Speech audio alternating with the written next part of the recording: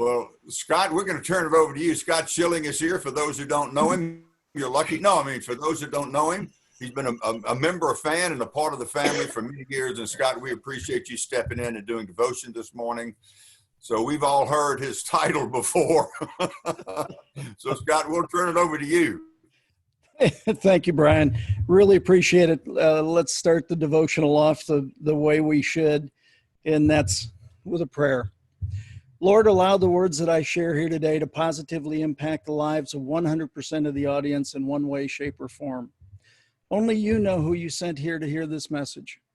Allow me to do the best I can to deliver that message, be a vehicle and of service to you. See, that's all we could ever do in any situation, and is have a high intention and a low attachment. A high intention of imparting something great for everybody here today, and truly a low attachment as to what nugget or what you'll find of importance, or hopefully you do find nuggets of importance as we go along. I'd like to just start out by saying thank you. I'm honored. It's always an honor to do these devotionals, and it's not taken for granted by any stretch of the imagination. You know, it takes me to a different place because it makes me think back to times with Mr. Ziglar, and just times where we're all together at the office, and we're having these Monday morning devotionals. And so again, I'm absolutely honored to have the opportunity, in that the Zoom version of this was kicked off and started again ahead of my scheduled time. As I was thinking about this, it really came to me that this may be the most important devotional that I've ever delivered here. And it's not because of the words, not in the least. Now I trust that God will work through me and share the words. I just saw our good friend Jim Gardner come on, and as he always says, I got an idea, you know, what I'm going to talk about, but I got no idea what I'm going to say. You know, I think God will take over at some point here today as well. But again, it's not because of the words that this is going to be the most important one. It's going to be because of the timing. It's because of what we're going through in our world right now. And so when Lori asked me for the title, I mean, it popped into my mind immediately. I'm your father. Go to your room and think about it. Now, many of us have never experienced this other than Brian a lot. It was really it just popped to me because I really think personally God's had just about enough. I think he's just about at it. You know, I mean, I think what's going on in the world right now is him really putting us all in timeout. And I'm very serious about that. And it's time for us to think about it and what's going on. See, I think he's giving us one last chance at free will. You know, he gave us free will as a mechanism. We can choose to believe, we can choose to follow, we can choose to put actions into place that are consistent with that. But he gave that to us to do that through free will.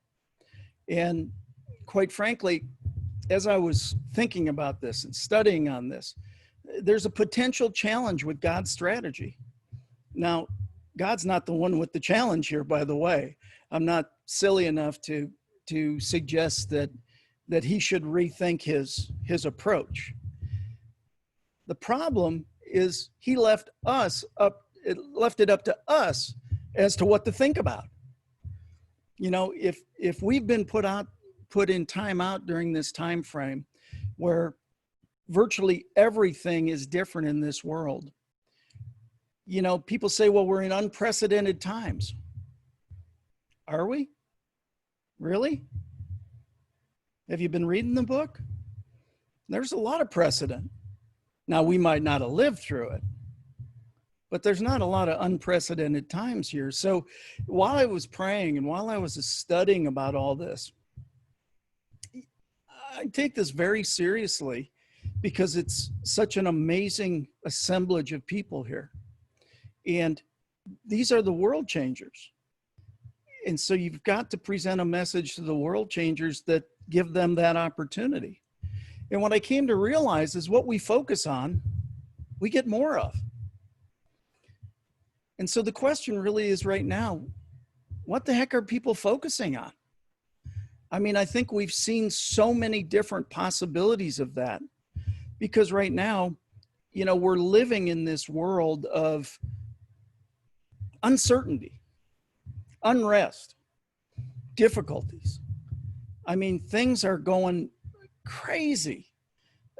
Just some of the decisions that are being made and things like that, which tells me that people are thinking about it, but what are they thinking about? Are they thinking about how we pull this world back together? Are they thinking about how we treat people with dignity, honor, and respect? Are they thinking about how we, in fact, can all be as one, should we choose to be as one? See, there was a great man one time that said, sometimes adversity is what you need to face in order to become successful. Again, I think that there have been times where we sit here and say, this is totally unprecedented, but it's really not. It might be in our lifetime. But if you do a little study and you start to realize it's not in the least. See, the fact is that all these folks have, in fact, sorry, I'm just seeing some of these signs, that the thief comes to steal, kill, and destroy, and has from the very beginning. And so where is the influence, and what are people talking about right now? What are they, in fact, focusing on? Are they focusing on, in essence, what is the problem? We've had these challenges our entire life. And so the question is, are we focusing on the problem, or are we focusing on the promise? Because it says the thief has come only to steal, kill, and destroy. But the second half is the important part. I have come that they may have life and have it to the full. That's the promise. And the promise is what carries us through times like we're in right now. Unfortunately, it seems as if more people are focusing on the problems. And that's not to minimize and say there aren't problems. There are plenty of problems. But are we working to get through the problems, or are we working just to talk about the problems? Are we really looking at the promise, and are we turning to the one who can really solve any and all of this? That's the question that kept on coming up as I was studying. Are you standing in faith? Am I standing in faith? See, faith is confidence in what we hope for and assurance about what we do not see. If there's a time where we need to stand in faith, it's right now. Because we've got to hope for something better and different from where it is. There's not a doubt about that. And we have to understand that with faith, we have assurance of what we do not see coming about. We can all pull this together. But there was a pivotal word in there. We can do it. We have to do it. But we have to have the faith and the confidence of what we hope for. We have to act together. We have to reinstill respect, honor, and dignity to the planet. Respect is for you, for each other. Honor is mentioned 211 times in the Bible. Honor. We've seemingly forgotten that. And dignity is self-respect, is being respectful of ourselves and our approach and what we do. So the question is, are we focusing on the problems, or are we focusing on God's promises? Will you stay the course? Will you continue moving forward, understanding that you are truly a world changer? Mr. Ziglar started these devotionals many, many years ago. And one of the most amazing parts of this is when we were still in the office a while back, some of the original members were in there. Is that amazing? To this day, that's staying the course. Comes down to a pretty simple statement, actually. What God starts, he completes. He hasn't put all your dreams and visions into your heart and then said, you know what? I'm just going to tease them all. I'm just going to throw this out here and, oh, what the heck? You know, I really was just joking. Not the way he works. He's put dreams and visions and goals and opportunities on our hearts so that we can carry through all this mess. The only question is, has the thief stolen your focus? Has he turned it into all the noise that's going on right now? My goodness, is there noise? Has anybody else noticed it, or is it just me? You're right. Thanks, Captain Obvious, right? There's stuff everywhere. See, many times the circumstances, the situations, people's actions are hard to understand. We sit there and look, and if our focus gets turned away from him, that we start to look at all this human stuff. And it's so easy to get caught up in all that. I can't even turn on a TV right now. It just, because it's so distracting. It just takes you from the good that we could all be doing. Any minute that we're focused in the wrong direction is a distraction from being in action in the right direction.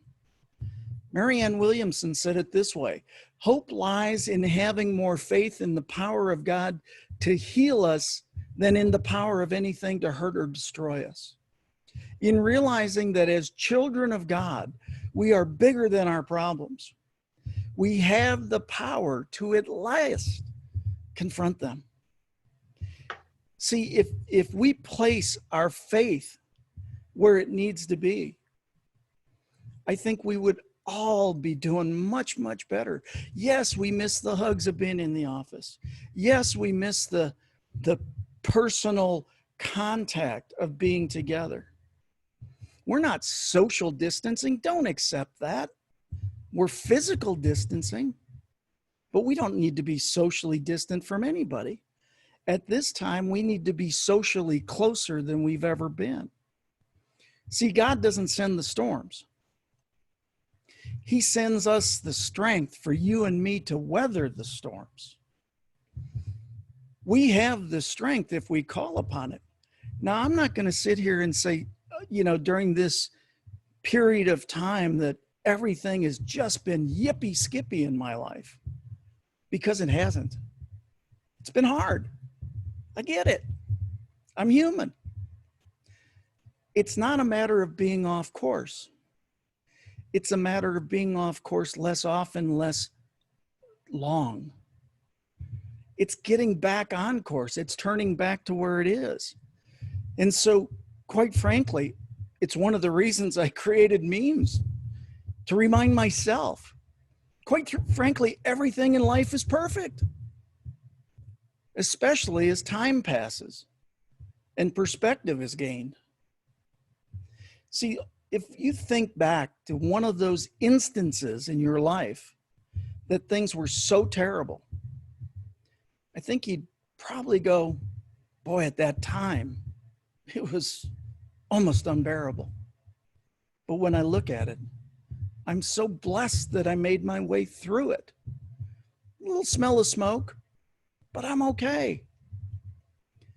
See, you think we have issues? Let's go through some issues. There's precedent. I mean, Abraham and Sarah waited for years. All they wanted was a child. They took some actions to get a child. Wrong one. Wasn't the chosen one. Wasn't the one that was supposed to happen. And then finally, they do, and they have Isaac. And can you imagine the day that all of a sudden God said, Abraham, I got a little task for you. I want you to take Isaac up on top of the mountain. And I want you to take a little wood along and just go ahead, because quite frankly, we need a sacrifice. And oh, by the way, he's it. Excuse me? Say what? You mean I waited all this time to be the father of nations, and then all of a sudden you do this? But that's not what he did. He said, yes, Lord, I'll be obedient. And he and Isaac went on a little camping trip. Can you imagine what it would be like to be in that situation? Say, oh, by the way, son, pick up that wood on the way. We're going to need that for the sacrifice. And then, hey, I just want you to lay down here. I want you to test this to see if this is the right size. Oh, and just go ahead and put that wood on top of you. I want to envision what this is going to all look like. What was he going through at that time? But his faith carried him through to the point where the angel said, Isaac, Abraham, you're good. You did what we asked. We're there. See, it's not unprecedented times. For us, maybe. But it's been there before. How about Noah? 500 years old. All of a sudden he gets a message. Hey, I want you to build something that's never been built before. And then all of a sudden start gathering everything by two and bring it along. And oh, by the way, I know you're 500, but you're going to go ahead and build this. And then we're going to wait 100 years to do the gathering. See, I'm going to send a great flood. And quite frankly, I'm just, timeout hadn't been invented yet. I'm just going to wash everybody away. And to think that, that Noah at 500 was so faithful to build the ark and then wait another 100 years and then take the action because he was working in faith. How about one more? Mary, Martha, and Lazarus. The one who loves you is sick. Lord, come heal him. He's still alive. You can heal him. You can do great things for him. Yeah, I'll be there. I got a few folks I got to talk to. I got some stuff going on right now. How did they feel? And then Lazarus dies. And then he's buried. There is significance to Jesus waiting 4 days because everybody, the Pharisees, everybody felt that at 3 days, the spirit, the soul left, everything was gone. See, it was so Jesus could show out, that he could bring him back through what seemed to be an insurmountable, impassable situation. See, I serve a faithful, just-in-time God. He's never late. He's rarely early. But he always keeps his promises. It's what we're living through right now. He's made promises. They haven't changed. The question is, are you believing in them? And there's a statement from a great man. He said, you cannot perform in a manner inconsistent with the way you see yourself. Are you a believer? Are you standing in faith? Are you riding through this time with a strength that you have been granted through the promises of God? See, things have happened in our lifetime. The SARS epidemic, and the grand theologian, Albert Einstein, said in the midst of every crisis lies great opportunity. Pretty sure that statement works for today as well. Why do I bring up the SARS epidemic? Because in 2003, I had made the declaration that I was going to go off and become a professional speaker the rest of my life. And I told a friend who ran a seminar company that if he ever had any spots, if he ever had any openings, I'd be there for him if he ever needed me.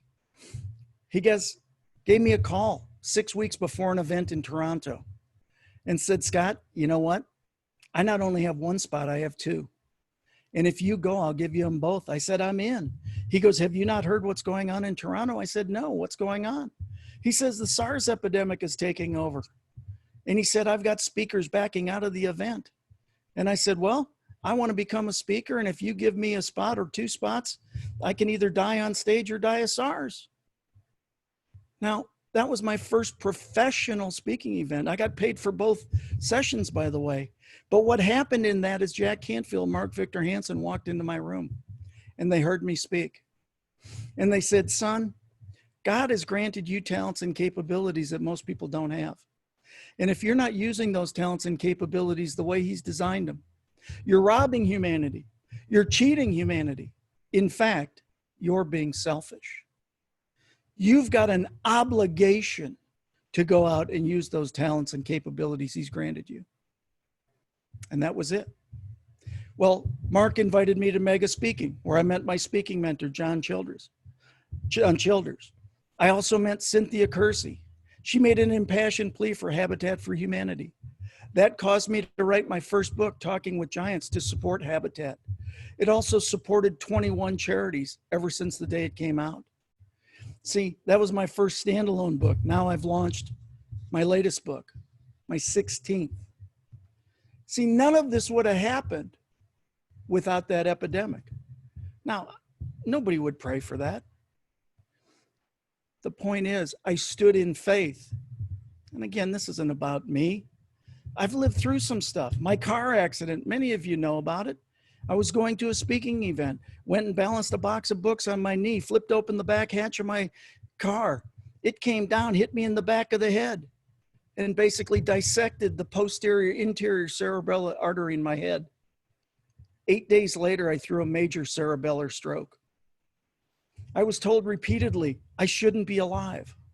I got so upset at hearing that for the first 8 days afterwards. I said, sorry to disappoint you. I'm just an overachiever. I lived. You know, the reality is God's plan was different. But he gave me a story. He gave me something that could be used, just as he's giving all of us right now. See, after that, I went to the Plano Business Women's event. And I just happened to say, you know, like 30 days ago, I had a cerebellar stroke. You got to fight through sometimes. Somebody came up from the American Heart and Stroke Association, said, you had a stroke 30 days ago? I go, yeah. People don't come out like you. If you say so, use my story. So we created an association with the American Heart and Stroke Association, turned that into a relationship with a nutritional company. We raised about $750,000 for the American Heart and Stroke Association. Now, this isn't about me, but we all have our stories. We all have our opportunities for all this. And so what we can do is really start to understand God's plan and timing is perfect. We can turn every situation into a learning opportunity. 5 questions. What's the lesson? What's my gift? How did I create this? How can I modify it next time to make it better? How will this serve me the rest of my life? Do you understand, as we go through this pandemic, we can either believe that none of this should be happening, that all the unrest in the world should be calmed down, that all the uncertainty should become certain, that there should be no difficulties. We can believe any one of those. Or we can believe God's plan and timing are perfect. But we can't believe both sides. We have to choose one or the other. It can only be in one direction. So are you choosing to look at the difficulties? Are you choosing to look at the uncertainty, at the unrest? It's unfathomable to me what's going on right now. I just don't stay there. I don't understand, other than what could we do to make a difference? Well, what we could do is we could encourage people that God's plan and timing is perfect, that he's got this, that it may seem a little wonky, that it may seem out of control, but he's got this. See, if I take those 5 questions and I look at today, it's pretty simple. The Ziglar Monday morning devotionals are tremendously important. What's the lesson? That these devotionals are important. What's the gift that the Ziglar Monday morning devotional family has ensured that this legacy goes on? Tom, Cindy, Lori, Forrest, Jerome, everybody who attends. You forward the legacy. What did we do to create it? What did they do to create it? We utilized technology to be able to restart this. We looked at it a new and different way. Yes, it's more fun being in the office hugging each other. But guess what? We now have folks on this call from around the country, and it will be shared around the world. Because what can we do to modify it, make it better? Is to share these links with everybody, to make sure that everybody hears these messages on Monday. And if they can't hear them on Monday, that they get the recordings and they do it that way.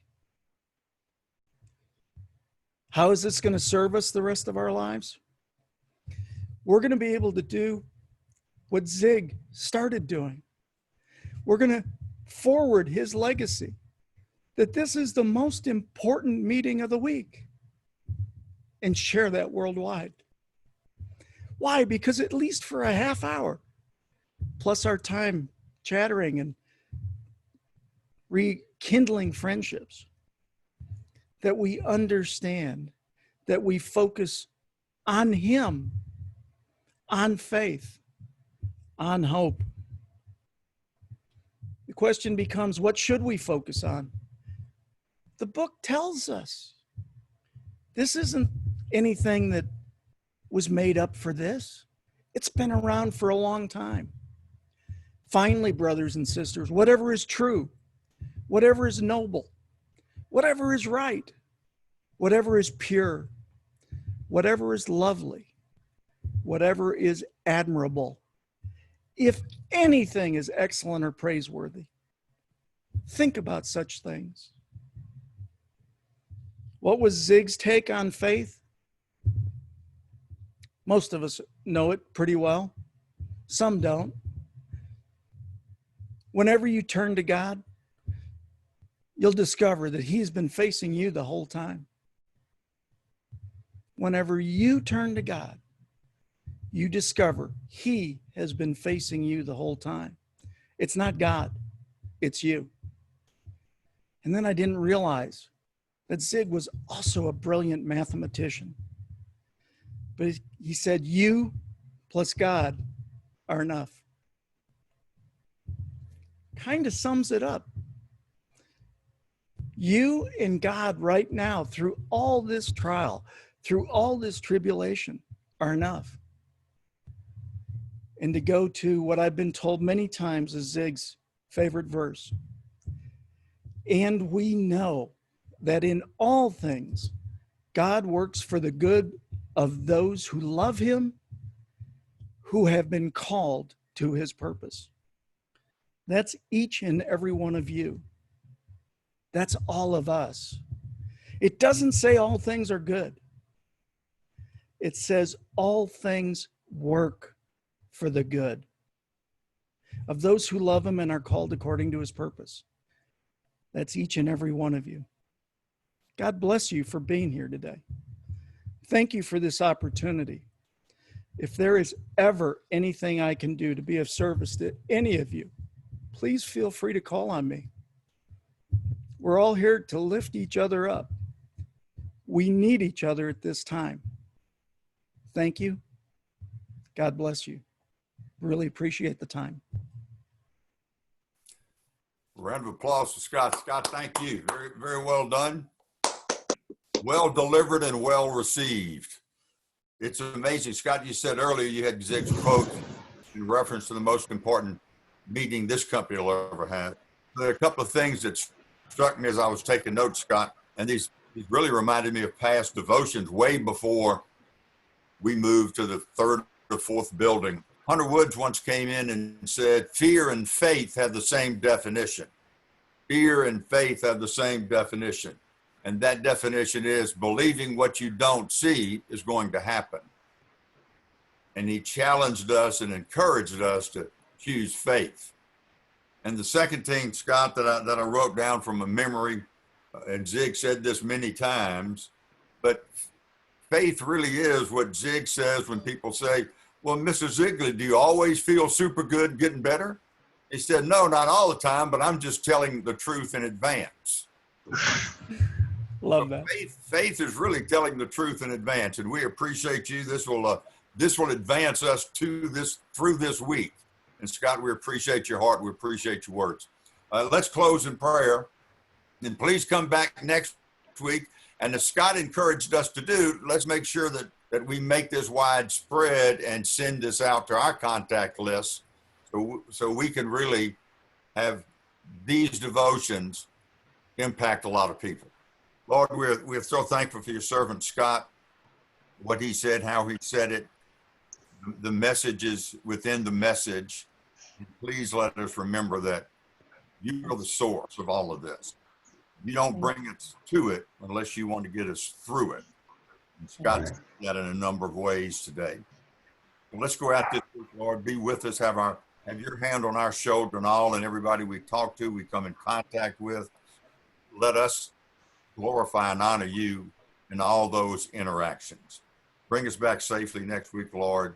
All these things we ask in Jesus' name and for his sake. Amen. God bless you. Guys, have a good week. Charlotte's up next week. Y'all be here to hear Charlotte. She'll be up next week. Awesome. See you at the coffee pot. Yeah, thanks for being here. Love y'all. Bye, everybody. Bye, come back. Thank you. All right. Bye, everybody. Bye. Bye. Ziglar. Tom Ziglar's here. Good night, John Boy.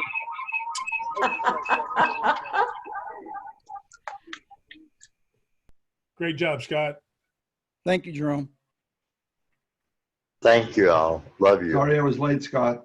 Enjoyed it. All good. Thank you. Love you, Jimmy. Love you too, Cindy. Oh, so glad. Jerome, Yes. just so you know, it's scott@scottschilling.com. Okay.